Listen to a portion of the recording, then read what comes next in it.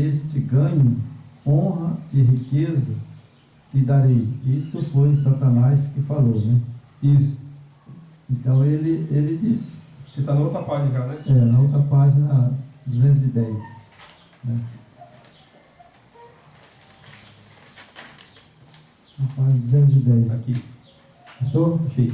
Este dinheiro, este ganho, achou? Achei. Então, esse dinheiro, esse ganho, honra e riqueza, te darei. Esse foi a proposta, né, de Lúcifer. O inimigo, né? Essa foi a proposta de Lúcifer, né? Mas então, nós vamos pular um pouquinho, eu não quero que o vídeo fique muito grande, certo, né? Então vamos pular aqui diante de nós, mais embaixo, que é assim, certo? Diante de nós, achou? Sim. Isso. Diante de nós temos o exemplo do Yeshua HaMashiach. Ele venceu a Satanás, mostrando-nos como também podemos vencer. Cristo, né, o Yeshua HaMashiach, resistiu a Satanás com as Escrituras. Poderia ter recorrido o seu próprio poder divino, usando as suas próprias palavras, mas disse: está escrito, nem só de pão viverá o homem, mas de toda a palavra que sai da boca do Yahweh.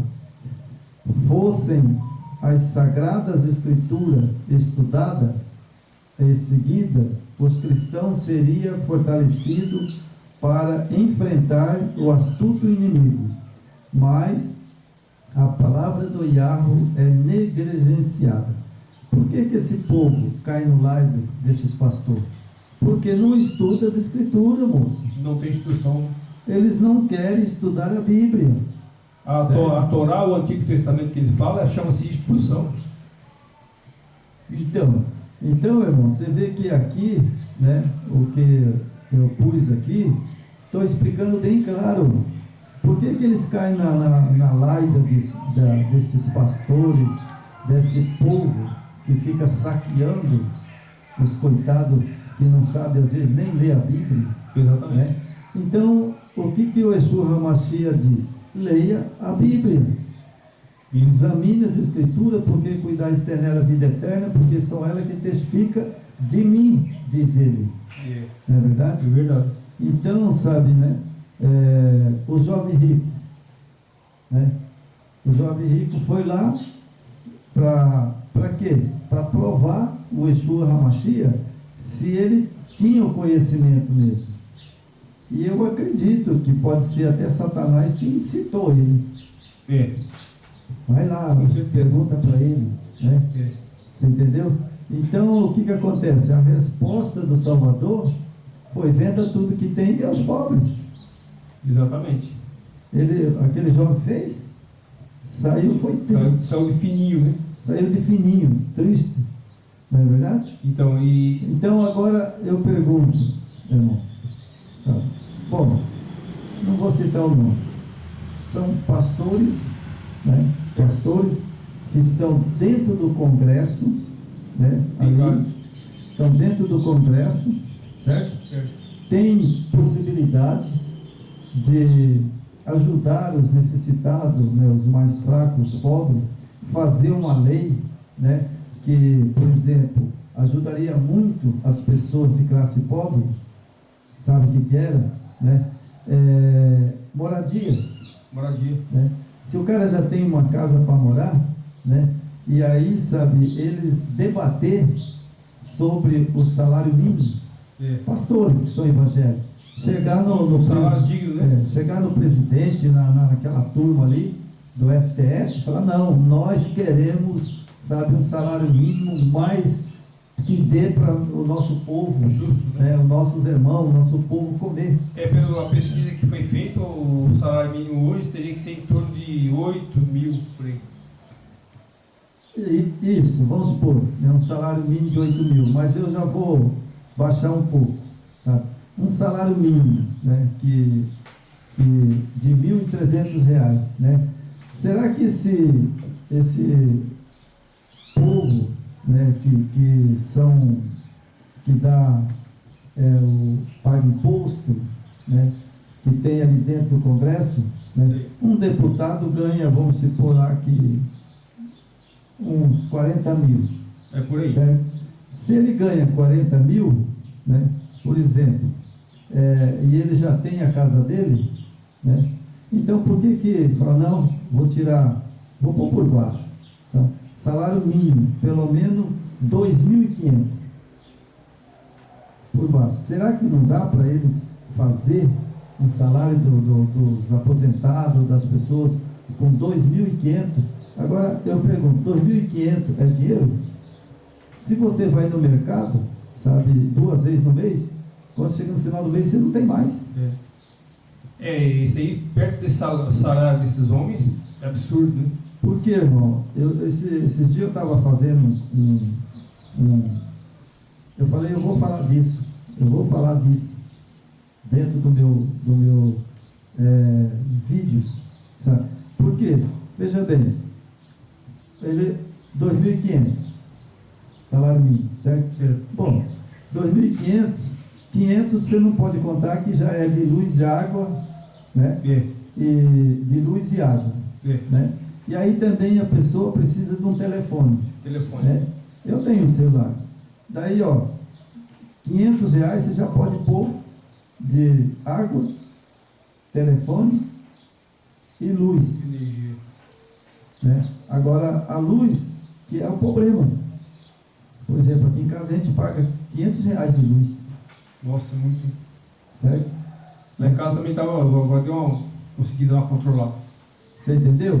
Então, a pessoa com 2.500, né, por exemplo, ele vai gastar mais ou menos, eu calculei, 1.500 para pagar as contas, luz, água, comida, né, o celular, né?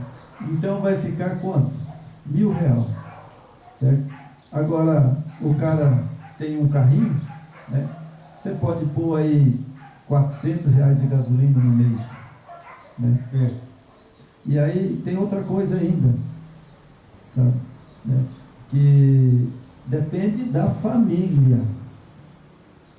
Porque se é uma família que tem umas 8 pessoas, 2.500 vai ser, como diz outro, assim, ajudar um pouquinho, mas não vai melhorar a vida.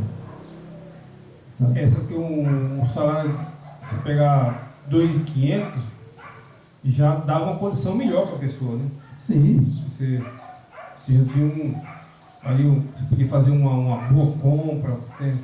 Você podia até comprar um veículo novo, que você tem uma parcela aí. Você podia garantir uma parcela de R$ 500 por mês, você ia pagar. Sim. Você sacrificava um pouco.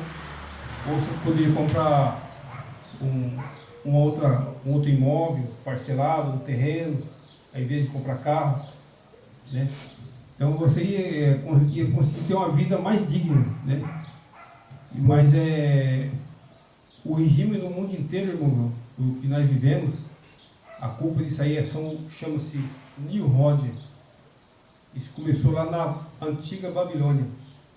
Ali começou o controle da população do mundo. E hoje não é diferente não. Certo? Eles pagam para você ver um salário de R$ 1.000 e poucos. Aí feliz daquele que consegue. Feliz, tem que dar graça ao Criador ainda. Tá? Felizes que tem. Tem uns que não tem nem isso. Tá? Tenta se aposentar, não consegue. Né? O Estado não dificulta para se aposentar. E feliz é aquele que tem os seus R$ 1.300 ainda. Que dá para ele comer, tocar uma vidinha ali. Né? Mas é uma escravidão. É um regime escravatório. Porque naquele tempo lá, de Babilônia, né? Aí veio todos os impérios. Aí, a partir dos impérios, desde o primeiro século, é só escravidão. O povo é escravizado. Através da política, né? Que naquela época era império, né? Era o império e a igreja, junto, escravizando o povo. E hoje, do mesmo jeito, a política e a religião escravizam novamente. Né? É verdade. Por né? quê? Porque conforme nós estamos aqui, ó, por causa da ganância, do acúmulo. É verdade, sabe? Porque hoje, irmão, sabe, eu acredito que uma pessoa que tem os seus, vamos supor, os seus 30 mil reais por mês, sabe? A pessoa, sabe, tem uma família de, vamos supor, de 5 pessoas, né? E ele tem uma casa, tem um carro, né? E ganha 30 mil por mês, é suficientemente para viver muito bem. Tem uma qualidade de vida muito boa. Então, o que o diabo apresentou nesse mundo? A riqueza. A riqueza. Não, vocês não têm que ser pobres, não. Vocês têm que ser ricos. Vocês têm que ter muitos bens. Vocês têm que ter riqueza. Vocês têm que ser milionários. Sabe por quê? Porque ele sabe que o cara vai ter essa vida aqui, né? Vai ter essa vida. E não vai ajudar muita gente. Ele vai acumular ali, né? E depois a pessoa vai perder a salvação. Certo? Sim. Então é isso que Satanás está fazendo. Que quando você foca quando você tem uma vida muito confortável, né, boa, você nem lembra que existe um Criador que fez tudo isso, que te deu tudo isso. É verdade. E aí, quando acordar é tarde, que o Criador vai falar, o Yeshua vai falar, você viveu toda a sua vida focada só no materialismo, no dinheiro e na sua vida confortável que você tinha. Só que agora você perdeu tudo. Você perdeu sua vida material e perdeu a vida espiritual. E o pior de tudo é perder a vida eterna, né? Aí exatamente. É o pior, né? Então nós vamos findar o vídeo, né? Aqui no final, né? Certo. Aí eu pus no final, né? Aqui, né? Acho que é aí, né? Aqui. Que fala, aqui está o perigo da riqueza, né? Isso. Certo? Então vamos findar o vídeo, né? Para não ficar muito comprido. Aqui está o perigo da riqueza para o avarento. Quanto mais ganha, tanto mais difícil lhe é de ser generoso. Diminui-lhe a riqueza e como separá-lo, diminuir a riqueza é como separá-lo da vida, e ele se volta dos atrativos da recompensa imortal para reter, aumentar as suas posses terrenas. Tivesse ele observado os mandamentos e as suas posses terrenas, não teria sido tão grande enquanto delineava o plano se esforçava, né? Então o cara se esforça tanto, né? Se esforça tanto para ter casa, ter bens, né? Ter tudo nessa terra, né? Mas a recompensa mortal para reter, né? Reter os bens dele, ele vai somente quando ele vai sentir, né? Vai ser quando ele morrer e ressuscitar lá depois do milênio. Aí ele vai ver que a riqueza dele não valeu nada. É muita injustiça, né? Essas igrejas, por exemplo, que ensina a riqueza, todas, né, irmão? quase todas, né? Ensina a riqueza, cobra o dízimo e são ricas, né? E são corruptos. Esses homens são salteador, né? E mentiroso. São serviço de Satanás. Né? Mas depois do milênio, todos nessa terra, né? Salvador vai vir, eles vão arcar com as consequências. E vai arrebatar o salvo. Né? Exatamente. E a terra vai ficar 1000 anos aqui. E depois de 1000 anos vai ressuscitar os perdidos. Exatamente. E aí eu quero ver o que ele vai fazer, né? O que ele vai fazer para explicar o Salvador depois, quando ele ressuscitar lá depois do milênio. Exatamente. E eu quero ver onde é que ele vai achar a riqueza dele lá. Porque ele morreu, não vai levar a riqueza. Não vai. Ele só vai levar o caráter dele. Certo? Exatamente. Todos nós que nascemos nessa terra, nós vamos morrer. Todos vão passar pela morte. Ninguém escapa, né? Só vai aqueles que, quando o Salvador voltar, né, ele vier agora e arrebatar os salvos, esses não vai passar pela morte. Então, esse já está com a sua vida tranquila. Já tem direito na Nova Jerusalém. Não é verdade? Na Nova Jerusalém aqui na terra. Ele já está garantido, né, para sempre. Agora, esses que estão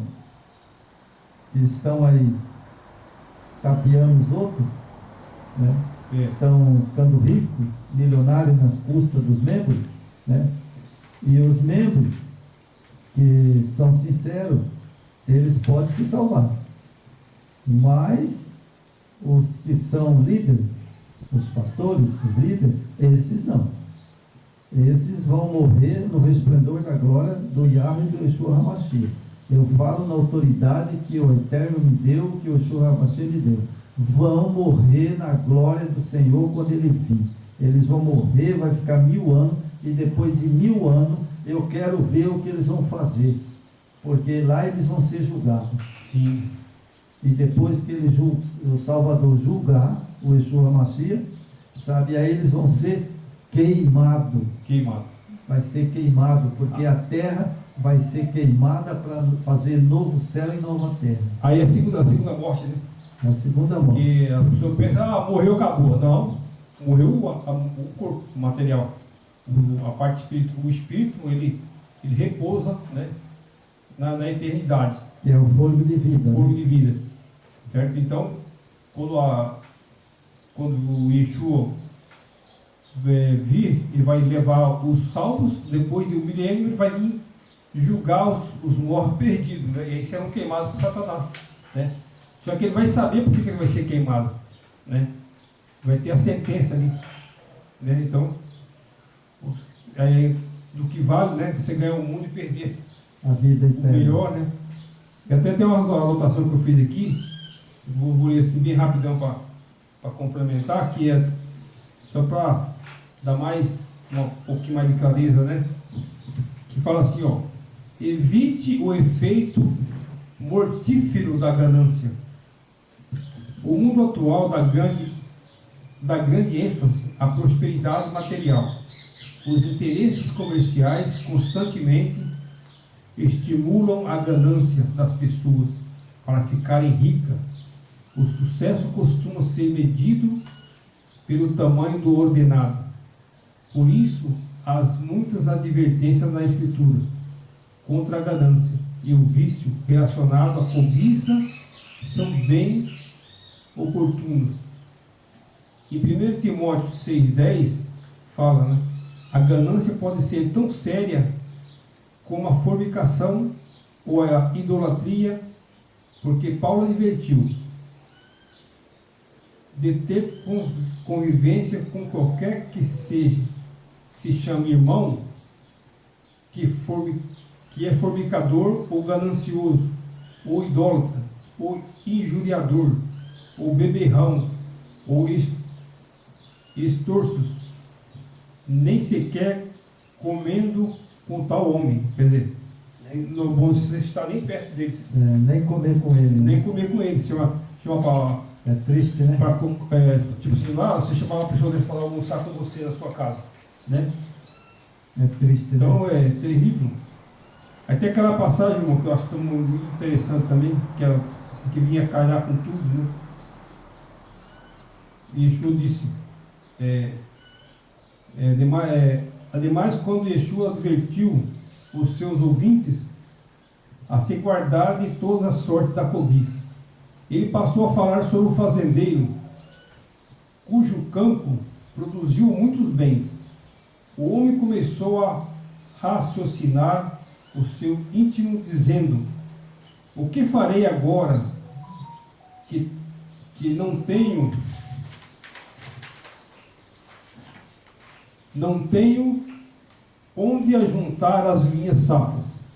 De modo que ele disse: farei o seguinte: derrubarei os meus celeiros e construirei maiores, e ali ajuntarei todos os meus cereais e todas minhas coisas boas, e direi à minha alma: alma, tens muitas coisas boas acumuladas para muitos anos, folga, come, bebe, regala-te.